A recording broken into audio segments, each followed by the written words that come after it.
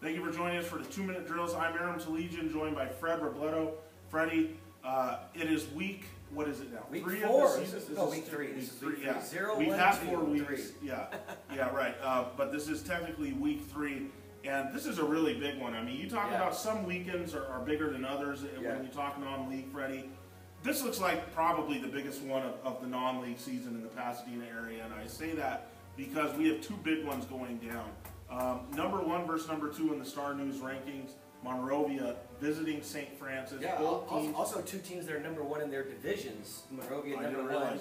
Monrovia number 1 in the Central, and St. Francis number 1 in the Southeast. Wow, beautiful. Okay, so we have that one going down. Then as well, we have Steve Bogan, undefeated at 3-0. Right. Hosting, I believe Maranatha's at home, right? Yes. LaSalle, which is 2-1. LaSalle coming off the loss to a very good Bishop Diego team. We're going to get into that game first, Freddie. Obviously, when Steve Bogan was brought in, setting this thing up, he was brought in to start building this football program into something bigger than what it has been. They won their league last year. Yeah. They were out in the first round of the playoffs, though. 2 years in a row they lost the first round. Right. He's trying to take them to the next level.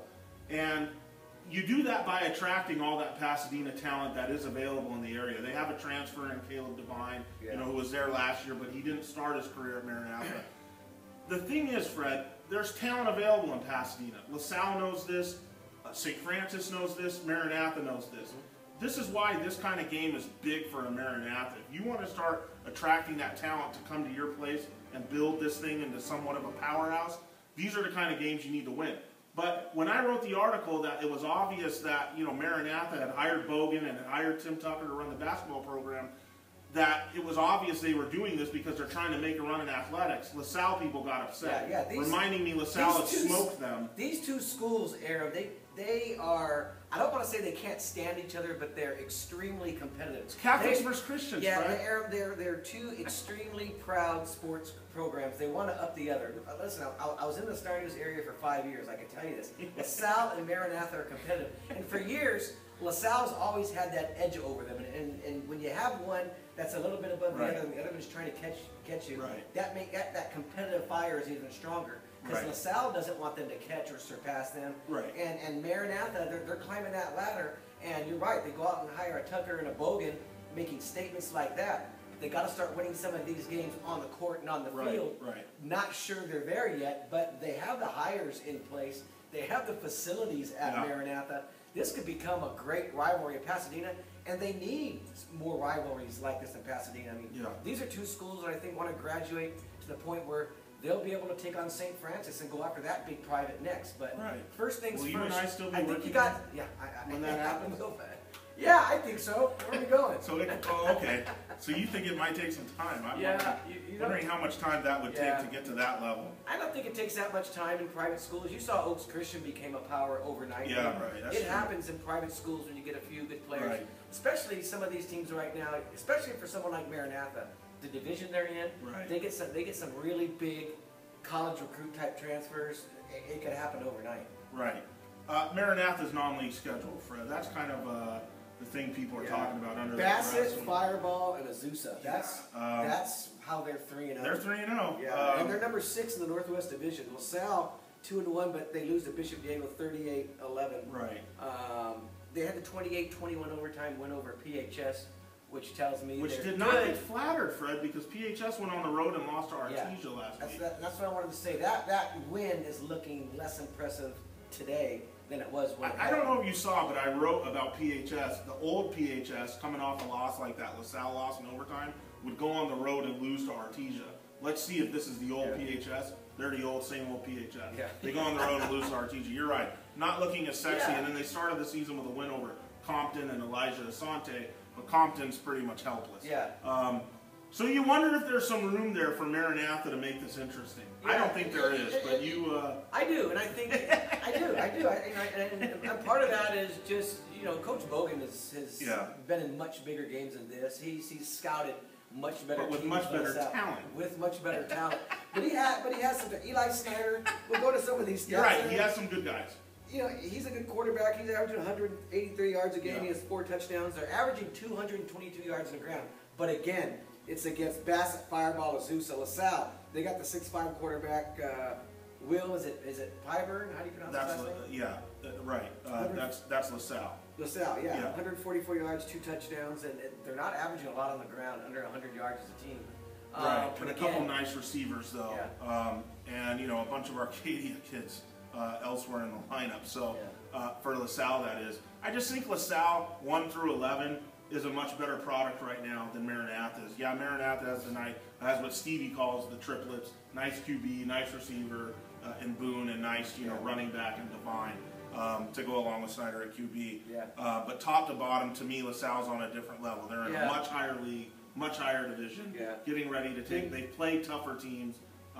And I just look at Maranatha, although the final score with Bassett, they came back to kind of blow them out. They were down 2 touchdowns early in that game. Azusa, they kind of battled for a while until they pulled away in the second half.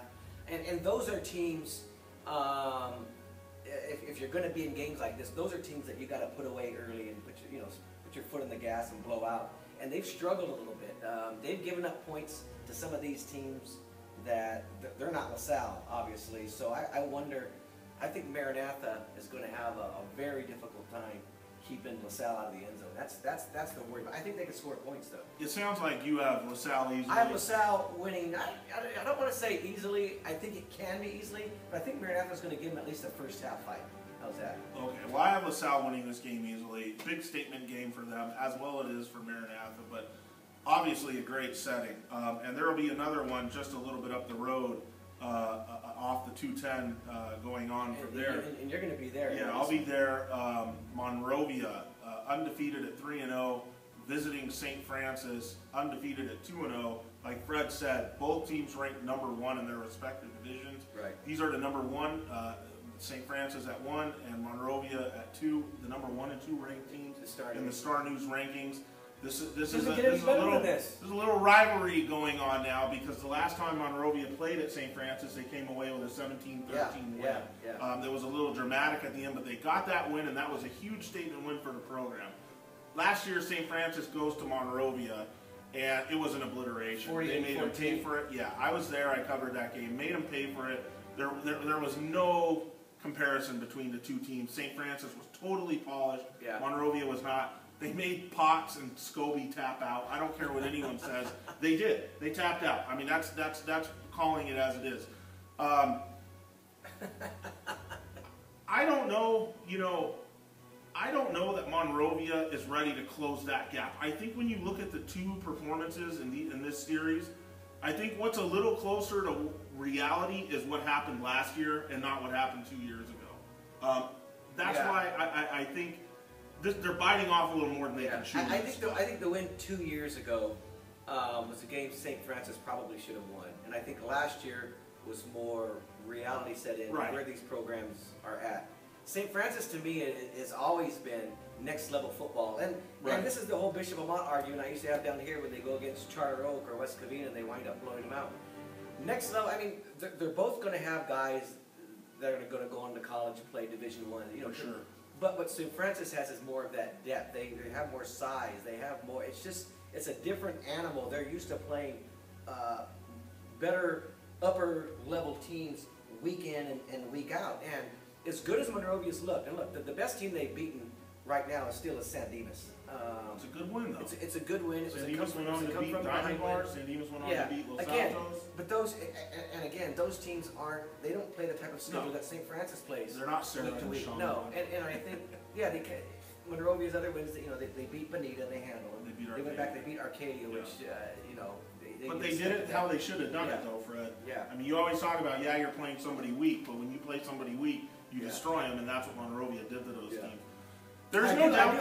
I do like Asaf Zamora from the first game. He's averaging 245 yards, thrown 7 touchdowns.